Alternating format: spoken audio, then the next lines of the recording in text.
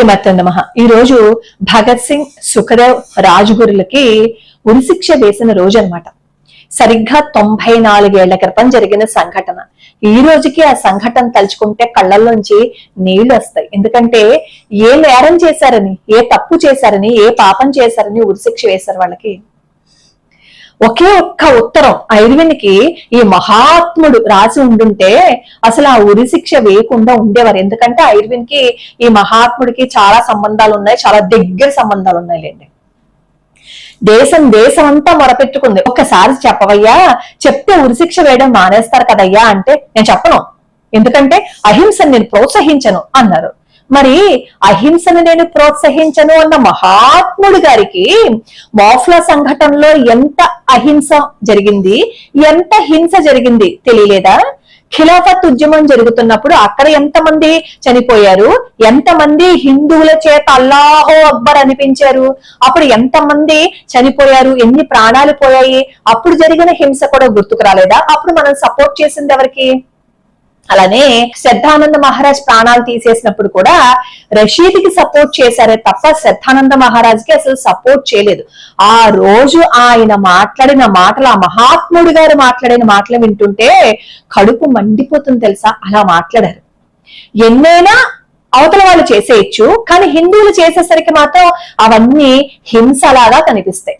అదే హింస భగత్ సింగ్ చేశారు అని చెప్పి ఆయనకి సపోర్ట్ చేయనన్నారు. ఇంతకీ అసలు భగత్ సింగ్ గారికి, సుఖదేవ్ గారికి, రాజ్గురి గారికి ఎందుకు ఉరిశిక్ష వేశారో తెలుసా? పార్లమెంట్ లో భగత్ సింగ్ గారు అలాగే బటుకేశ్వర్ దత్ వాళ్ళు బాంబు వేస్తారనమాట.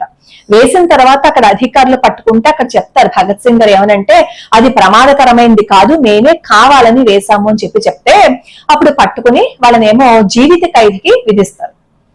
తర్వాత ఆ బ్రిటిష్ వాళ్ళే అసలు ఆ బాంబు ఏంటి అన్ని పరీక్షలు చేసిన తర్వాత అవును నిజమే, ఇది ప్రమాదకరమైన బాంబు కాదు, దీని వల్ల ఎటువంటి ప్రమాదము జరగదని వాళ్ళు చెప్పినప్పటికీ కూడా ఈ భగత్ సింగ్ గారిని కానీ బటుకేశ్వర్ దత్ గారిని విడుదల చేయలేదు వాళ్ళు.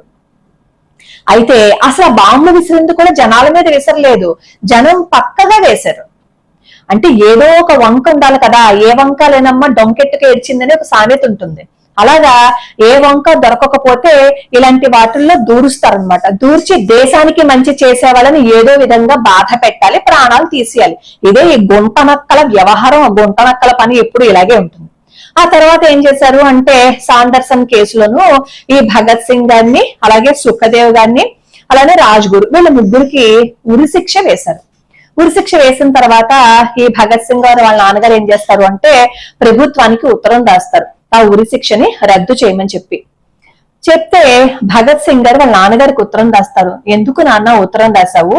నీ జీవితం అంతా దేశం కోసమే అర్పణ చేశావు కదా, నాకు ఆ విషయం తెలుసు.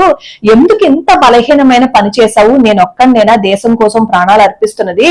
ఎంతో మంది ఉన్నారు, నాతో పాటు ఇంకా 2 ఉన్నారు కదా నాన్న, వాళ్ళకి కూడా అటువంటి శిక్షే కదా విధించారు. ఇంకెప్పుడు ఇలాంటి పని చెయ్యకు నాన్న అని చెప్పి వాళ్ళ నాన్నగారికి ఉత్తరం రాస్తారు. పాపం జైల్లో ఉన్నప్పుడు ఈ భగత్ సింగ్ గారి వాళ్ళ అమ్మగారు చూడడానికి వస్తే ఏడుస్తారనమాట. వాళ్ళ అమ్మగారు ఏడుస్తుంటే భగత్ సింగ్ గారు అంటారు, నాకు ఉరివేసినప్పుడు నువ్వు రాకమ్మా, నువ్వు వస్తే నీ కళ్ళల్లో నీళ్లు చూసి ఇక్కడ అందరూ పరిహాసంగా నవ్వుతారు, భగత్ సింగ్ తల్లి ఏడ్చింది అంటారు, నువ్వు రాకు అమ్మా అంటారు. వాళ్ళ మానసిక స్థితి ఎంత గట్టిగా ఉందో చూడండి.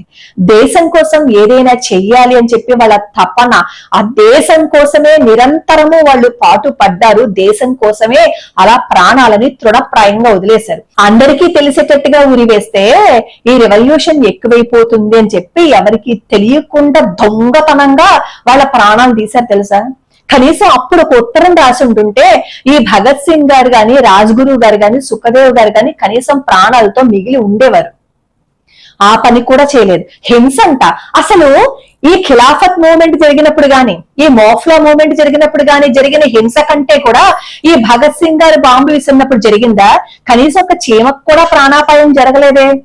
ప్రాణాపాయం జరగకపోయినా సరే అహింస అంట. ఆ అహింసకి ఆయన భరించలేకపోయారంట, అహింసావాదులను ఆయన ప్రోత్సహించారంట. మరి వీళ్ళందరూ చేసేటప్పుడు హింస కనిపించలేదా? ఖిలాఫత్ మూవ్మెంట్ జరిగినప్పుడు గాని, మోఫ్లా మూవ్మెంట్ జరిగినప్పుడు గాని ఎంతమంది ప్రాణాలు పోయాయి. ఆ ఖిలాఫత్ మూవ్మెంట్ జరిగినప్పుడు కూడా హిందువుల చేత నినాదాలు చేయించారు గాని మహాత్ముడు మిగతా వాళ్ళ చేత ఏం అనిపించలేదు. రఘుపతి రాఘవ రాజారాం పాటని కూడా మార్చేసి అందులో ఈశ్వరల్లా తేరేనాం అని కూడా అందులోనేమో కలిపేసి దాన్ని కూడా పరాయి వాళ్ళ చేత పాడించే దమ్ము లేక హిందువుల చేత పాడించారు. ఇప్పుడిప్పుడు హిందువులు నిజమైన పాటని తెలుసుకుని నిజమైన పాటని మనం పాడుకుంటున్నాం.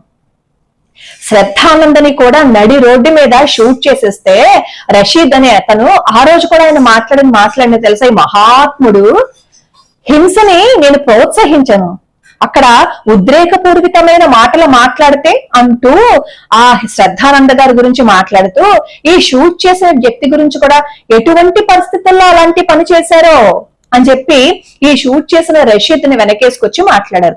అంటే ఎంత వ్యత్యాసం చూపించారు, వాళ్ళకి మనకి ప్రతి క్షణం వ్యత్యాసం చూపించి ఒక విధంగా చెప్పాలి అంటే హిందువులకి అన్యాయమే చేశారు.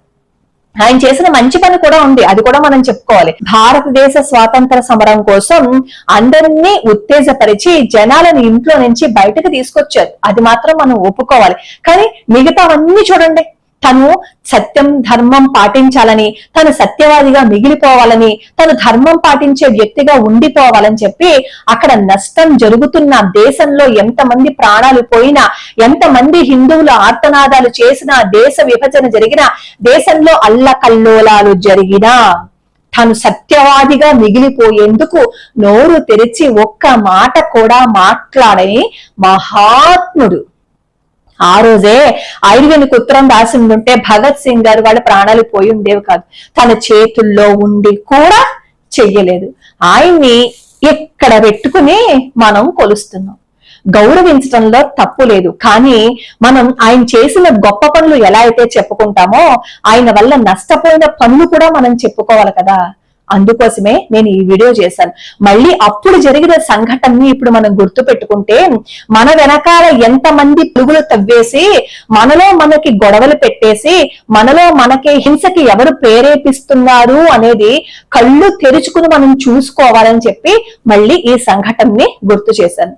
లోకా సమస్తా సుఖినో భవంతు, సర్వే జనా సుఖినో భవంతు.